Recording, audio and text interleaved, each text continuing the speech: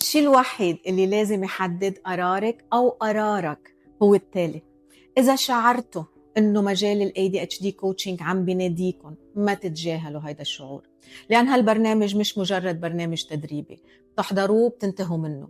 هيدا باب جديد، باب لتخصص نادر بالعالم العربي، باب لدخل إضافي مبني على خدمة حقيقية، باب لمسار مهني مختلف، وباب لتتركوا أثر بحياة أشخاص عاشوا لفترات طويلة وهن حاسين ما حدا عم بيفهمون. اليوم أنت أو أنت ككوتش متخصص قادرين تغيروا هيدا الشيء.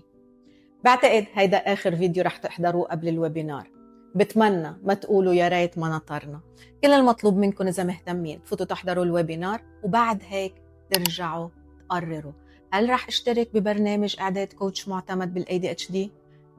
استفيد إنه باللغة العربية وأونلاين وقائم على منهجية علاجية متخصصة قدمت بالمحافل الدولية. فكروا فيها. إذا كنت أخصائي، كوتش، معلم، ولي أمر، أو شخص عم يبحث عن مسار مهني في حرية، دخل ورسالة، اكتب كوتش بالتعليقات ونحن رح نرسل لك رابط تسجيل.